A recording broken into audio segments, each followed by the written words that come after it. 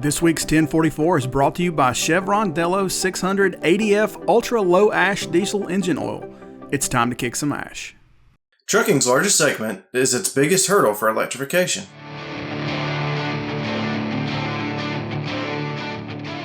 Hey everybody, welcome back to the 1044, a weekly webisode from the editors here at CCJ. I'm Jason Cannon and my co-host on the other side is Matt Cole. Electrification in trucking is one of the most talked about issues across the industry. Lawmakers and regulators in California and the Environmental Protection Agency at the federal level are all leading the charge with strict zero emissions goals and tight deadlines. While the trucking industry by and large wants to achieve the goals being talked about, the timelines for meeting those goals need to be realistic. And it's also worth noting how far the industry has come in the last 30 plus years on improving the diesel engine's emissions output. This week on the 1044, we welcome in Dave Heller, Senior Vice President of Governmental Affairs for the Truckload Carriers Association, who talks about the trucking industry's push toward cleaner emissions. We've come a long way in such a short period of time. In fact, looking at the history, the number out there, 60 of today's trucks equate to the emissions of one truck back in 1988. So that's in my lifetime. That's in your lifetime too. So I don't want to say I'm old, but I'm not that old to say that those are good numbers right there. So certainly doing its fair share, and saying that over the last 30 years, we've cut NOx emissions and particulate matter emissions by more than 98%. These are real numbers and show that the industry is extremely friendly to the environment and good stewards of the environment. And saying that, we want to do our part, and our history shows that we will do our part in terms of helping the environment. We're good stewards, we believe in clean air, and want to continue down that road. But certainly these rules that are coming out of CARB and coming out of EPA are ones that certainly we need to be concerned about. Dave says that while electric trucks are already working in some applications in the industry, the technology is just not quite there for the long-haul segment, which makes up most of the industry. They're certainly deploying these types of vehicles in certain applications, none of which is long-haul trucking. I think it's fair to point out. In fact, we should point out that there is not a truck that exists right now that can actually pacify the needs of the long-haul trucking sector in this nation. And that's the largest sector of trucking there is across the country. So it's great, and it's fantastic political rhetoric to sit there and say, oh, we're going to put zero emission vehicles out in the trucking industry. But we don't have a vehicle that works. We don't have a vehicle we can use to do that. So looking at a mandate based on years and facing an equipment horizon that doesn't have a vehicle that works for our industry is concerning, to say the very least, especially when there needs to be tremendous amount of research and development that goes into pacifying this type of development or this type of vehicle. As I said, we don't have a problem supporting the environment. In fact, we want to support the environment, but we need to do so in a strategic way so that we actually have vehicles that can support the nation's freight bill. It goes without saying, the reason trucking is so prevalent in terms of supporting our nation's economy is because we're the most flexible form of freight delivery in the nation. And if we don't have a vehicle that can support that model, then obviously we have a lot of work to do. And we want to do our part, and we want to take place in the studies, and we want to be able to partake in the testing of this equipment, because there's a tremendous amount of dollars that go into investing in this equipment. And if you invest these dollars and the equipment doesn't work, it doesn't make much sense to move forward with it. In addition to not having the battery technology in place yet to support long-haul trucking, Dave says the problems with electrification go beyond trucking. And those issues will take more time than what some regulators want to come to fruition. We'll hear more on that after a word from 1044 sponsor, Chevron Lubricants. Protecting your diesel engine and its aftertreatment system has traditionally been a double-edged sword.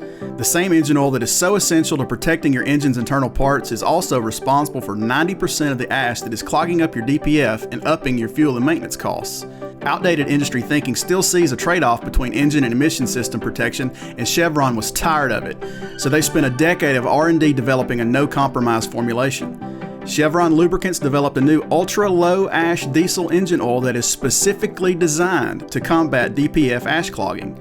Delo 600 ADF with OmniMax technology cuts sulfate ash by a whopping 60%, which reduces the rate of DPF clogging and extends DPF service life by 2.5 times.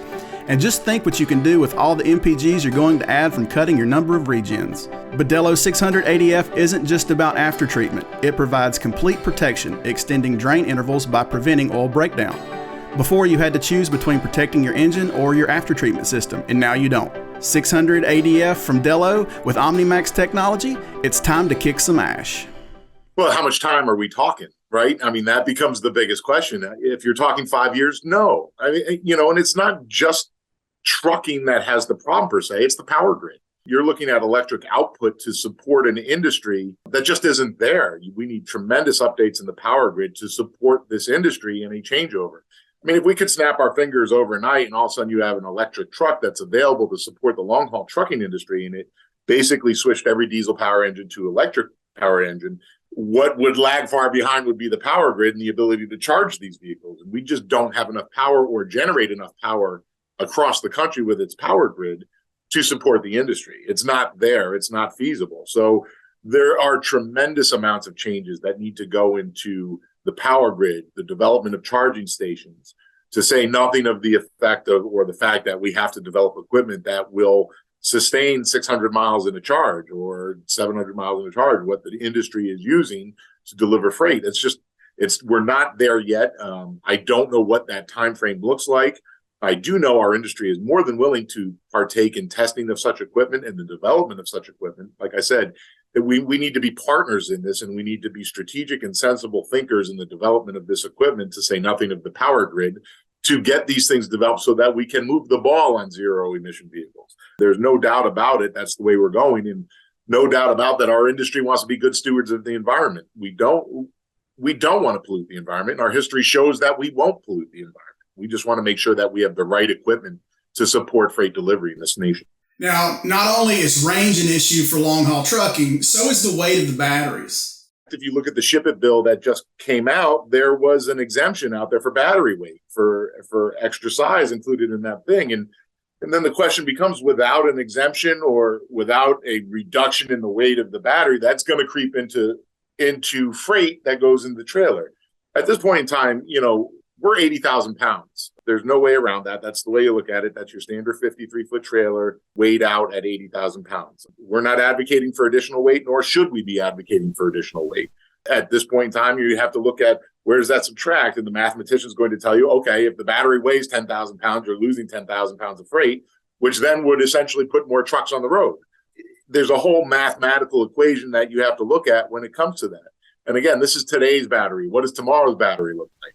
Certainly, you're imagining, and this is me just being the not scientist whatsoever, but being the general how things have transitioned in the past, battery size will shrink. Energy output will remain the same, but battery size will shrink. So you have to make caveats for that as we go along, which is, again, part of this whole experimental and test out phase and what this looks like. We want to partake in it. We want to be players in that. And we want to certainly volunteer our time and efforts to make sure we have the right pieces of equipment with the right battery size so that we can continue down the road and look at what that size actually is, or that size will be for some time, especially considering, the investments in equipment that carriers would indeed have to make based on the rule right now. Obviously, there's some education, and those rules could be changing. So in saying that, we just have to be in the game to talk about how battery size, tonnage, and freight all work in that same equation. TCA isn't the only trucking organization trying to warn lawmakers about the problems trucking and the country face with a looming transition to zero-emission vehicles. ATA's Chris Spear offered similar insights as Dave at a recent House Transportation and Infrastructure Committee meeting. Dave says this is an issue that the two groups will be working together on to educate lawmakers and regulators. This is not rocket science, right? This is kind of, in order for A to happen, we need this and we need this, and these things don't exist yet. So I think this year is going to play out to be a lot of congressional education, if you will, by industry, by people like myself and ATA. And you're right, we will be working in unison on this one. This is one of those things that it is beneficial to the industry to work in unison on it. I think we're all dealing with the same problems when it comes to looking at this equipment. So it's one of the issues is we have to tell our story. We have to educate our members of Congress, and we have to do so in a way that they understand it. Making sure that this becomes a simple story to tell. It's not get into the details or the nitty gritty, but make sure everybody can understand the message that we're delivering. And I think that's going to be how 2023 shakes out. It's going to be a realistic viewpoint of what the landscape actually is. It's going to be a long year with a lot of meetings. I know my schedule is already starting to fill up in terms of these meetings. I imagine ATA's is as well. So no stone will be unturned by industry. Now, at the end of the day, it's apparent that diesel will eventually, mostly or totally be replaced by some sort of alternative power source. What that ends up being, however, is ultimately the big question. The end game, I can tell you this, when you're looking at the end game and you have to look at how these trucks are going to be fueled or what sort of energy source they're going to be relied on to do it, it has to be done so that this nation can be sustained and the fleets can be done so in a manner that they can effectively deliver freight. Whether that's diesel, whether that is electricity, whether that's hydrogen or you name it, the type of fuel that is, it has to be done so in a way that we can effectively deliver freight. I know there's pockets out there that are certainly going that route and pushing those types of vehicles, and that's fantastic. There's other caveats to that as well. You know, it's one of those, right now, if you look at the Highway Trust Fund that supports our nation's roads and bridges, right, that's specifically fueled by the fuel tax that's paid at the pump. Well, if you're filling with electricity or you're filling with hydrogen or whatever, if you can measure it, you can tax it. So that fuel tax can be replaced with an additional tax mechanism out there, so that our roads and bridges can be fully sustained, so that we don't get ourselves in a position that we're in now, where we have to dedicate additional funds to help rebuild these programs. We need certainly a self-sustaining funding mechanism that will support the Highway Trust Fund. And that will shake out once one of these energy sources becomes the reliable path moving forward. And that's, I think, one of the situations we clearly have to pay attention. That's it for this week's 1044. You can read more on ccjdigital.com, and as always, you can find the 1044 each week on CCJ's YouTube channel. If you've got questions, comments, criticisms, or feedback, hit us up at 1044trucking@gmail.com or give us a call at 404-491-1380. Until next week, everybody stay safe.